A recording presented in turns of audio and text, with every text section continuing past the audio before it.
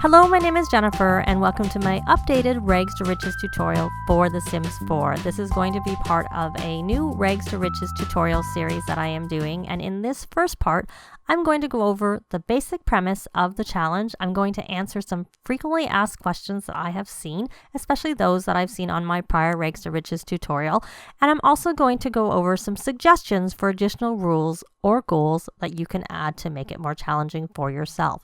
Now, to start with, the basic premise of the challenge is that your sim or sims start with nothing on an empty lot, and the goal is to become rich.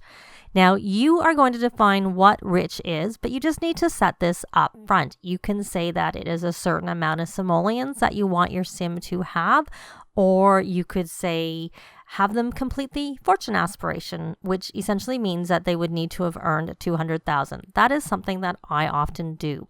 So to start with nothing, the easiest way is to use cheats. Now, to start with, you need to turn cheats on. So you need to open up your cheats console, which if you're on Windows is Control-Shift-C. Then you are going to want to type testing cheats on or testing cheats true. Both work equally. And when you're finished, hit enter and you should see cheats are enabled. You need to see that message to make sure that it is working. Then once your cheats are enabled, you want to type money 0 so that your money is going to be 0. The same way that you would actually add money to a family, you just say money and the amount, and it essentially sets the amount that you're going to have. And then on Windows, you hit escape to get it closed. Now, if you don't want to use cheats for this challenge, say you're on console and you don't want to disable your trophies, another way that you can do it since the Discover University game update is you can use manage households to essentially put your sim in with another household, either create them with 2 and move the sim out, or just merge them with someone else, and then move the sim out with the amount of money that they need to equal the cost of the empty lot that they're moving to, plus, at least at the time of recording, 1 simoleon, because it will not let them buy it if they have exactly the amount. You need 1 simoleon more. So you're going to start with 1 simoleon instead of 0 simoleons. It really is not much difference. Obviously, 1's not going to get you very far.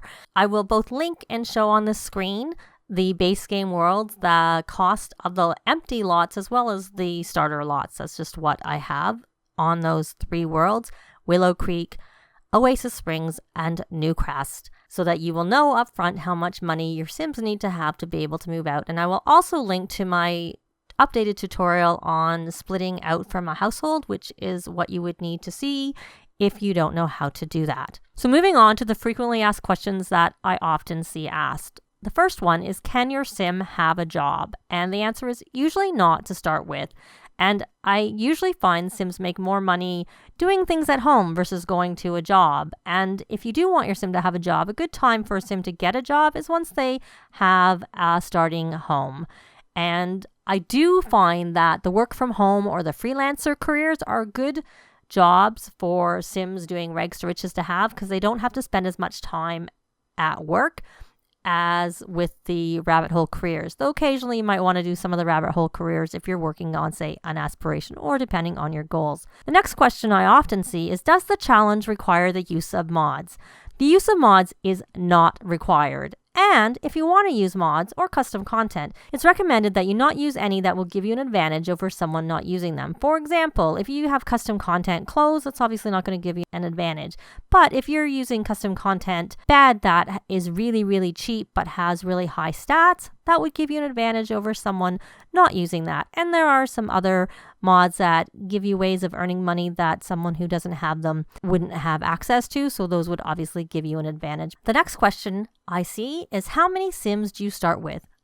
Again, that's up to you. Most people will start with 1, and if it's your first time doing a Rags to Riches, you probably best to start with 1, because it might just be enough for you to handle 1 sim while you're doing it. I often start with 1 or more. It really depends on what my goals are for the challenge. The next question, is there a specified age for your starting sim or sims? And it is up to you. There is no specified age. However, you will need at a minimum to have a teen or older in the household just because of the game requirements. The next question is, what lifespan should you use? And you can use whatever you want. You can use short, normal, long. You can even turn aging off. It's really up to you.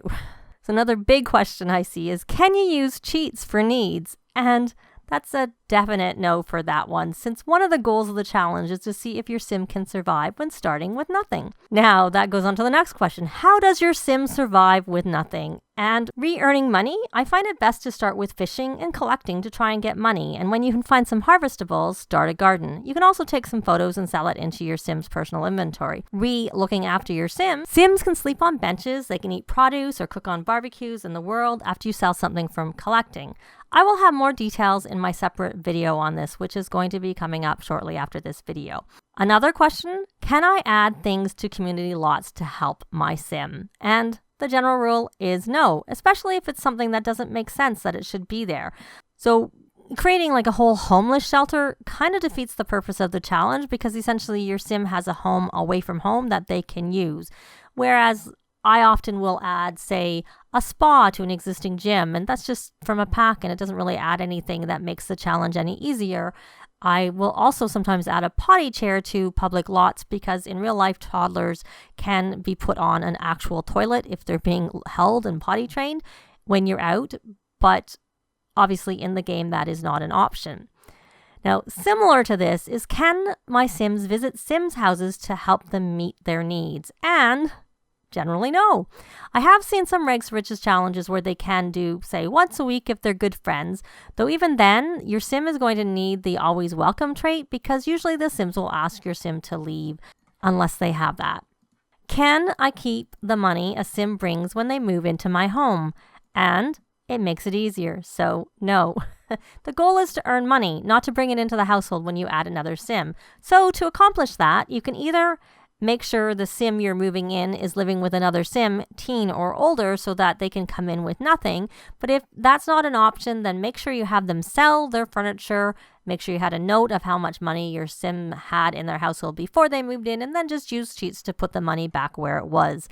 And last but not least, what is the impact of different packs on the Rags to Riches challenge? And I'm actually going to be working on some tutorial videos by pack. That is relevant, of course. That essentially explains some advantages, disadvantages that you need to consider with certain packs. And I'm going to be starting with seasons and the impact of weather and some of the things that come with it and what you can and cannot do with the pack and the challenge. So, as you may have gathered from the answers to the frequently asked questions, the general idea is that if something makes it easier, usually you don't do it. That said, it is your game and your challenge, so it needs to suit you, and the main goal is to have fun. So, some suggestions for some additional rules or goals to add or make the challenge more challenging. You could add the lot trait off the grid and have your sims earn and pay using cheats the value of the lot to connect to the grid, i.e. remove the lot trait. Another thing you could do is don't let your sims travel from their starting neighborhood until they have a predetermined amount of funds. I got that idea from the Drifter Challenge, because you have to stay in the neighborhood until your sims have 1,000 simoleons, and you would just set whatever amount if you want to do that up front. I find 1,000 is a really good amount to have as that goal. And while that can make it more challenging, here are some other things that can make it even more challenging. Only let your sims earn money from a predetermined thing. So you could focus on writing or programming, fishing, gardening, music, even painting, though painting is always easier. Some things obviously let your sims earn more money than others. When I do this, I usually set a predetermined amount up front that they need to earn. And once they've earned that, then I don't limit them anymore, because I like variety and I only like to do it for a certain length of time. Now, another thing that can make it challenging is don't let sims sell things into their inventory, personal or household inventory. Some examples that work with that are writing, programming, and music. Also, if you have certain packs, you can sell things from retail, i.e. Get to Work, the yard sale table, which is City Living or Jungle Adventures, or the street gallery, which requires City Living. So these are just some guidelines for the basic concept of the challenge and some tweaks you can do to make it your own. And some people like to have their sims starting out looking a little bit homeless. And with my sim that was running in the background there, she essentially was base game, and I used a few pieces that she was able to use across the different categories. And I also cleared the filters to allow myself flexibility in what she had. Some people will just put the same outfit on across all the categories. So that's just another creative way to make the challenge your own. There are a couple of challenges, such as Rosebud and the Rags to Riches Mega Challenge, that have more details and rules, and other challenges that use the concept. And I have the links to those in my blog post, and the blog post will be linked down below in the description.